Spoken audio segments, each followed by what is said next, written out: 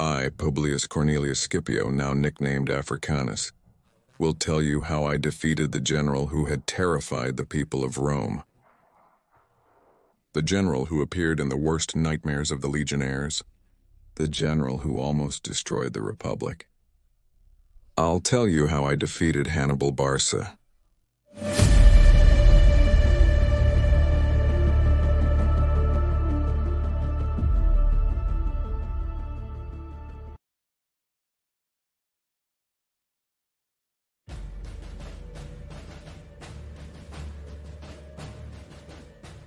"16 years had passed since the Second Punic War had begun. 9 since my father and uncle had died. And there I was, mounted on my steed. Surrounded by my lictors and watching my legionnaires march into battle, I was about to face Hannibal and put an end to the war that had brought so much death and pain to this world and my beloved Republic. My men were raising a great cloud of dust that was contrasted by the one raised by the Carthaginians. The Carthaginians and their elephants. Hannibal brought 80 elephants to the battle. Never before had such a large number of elephants been assembled for a battle in the Mediterranean region. My men knew there were elephants, but they didn't expect that number by far. I had ordered that anyone who knew the exact number should be kept incommunicado until the end of the battle.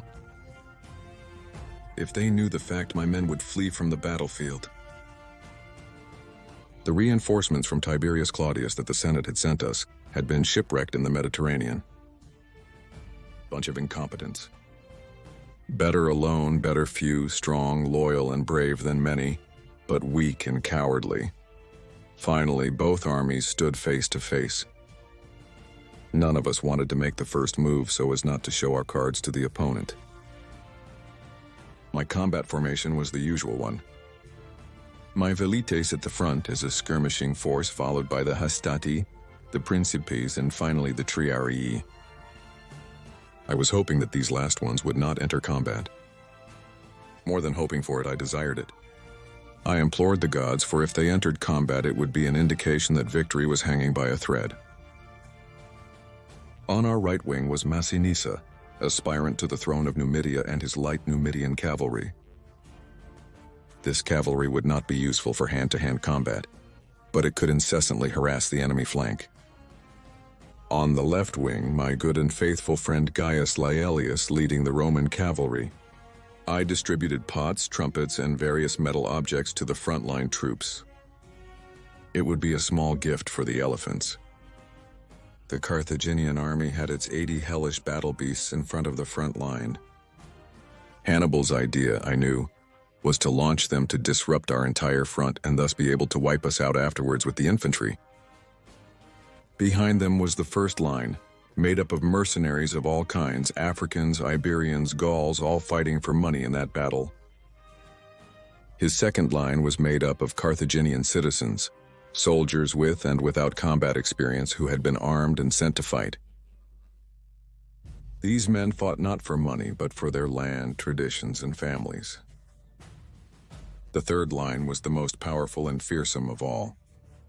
It was made up of Hannibal's veterans of his campaigns in Hispania, those who had followed him through the Alps, those who had fought and won in between Asimeno and Trebia, those who had roamed freely throughout Italy. Those men, hardened in 1,000 battles and blindly loyal to Hannibal, would be a very tough nut to crack.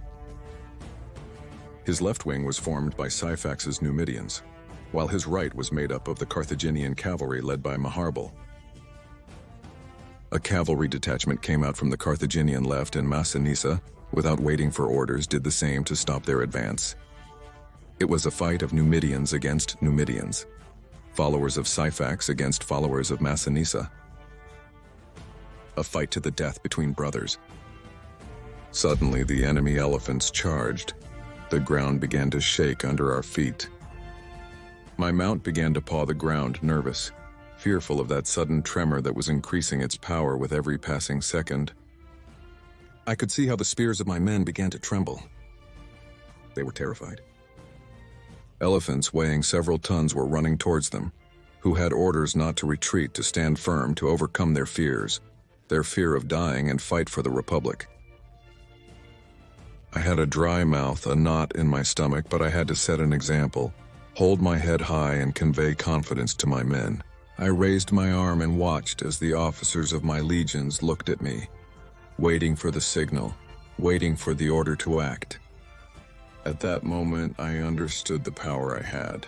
With just the movement of my arm, I would determine whether the men under my command would die or survive. I saw how a frontline soldier dropped his weapons and vomited on the ground. The pressure, the adrenaline, the uncertainty of knowing whether or not he would see a new dawn had gotten to him. I didn't blame him. It's not easy to look at 80 elephants coming straight at you. It's not easy to look death in the eyes.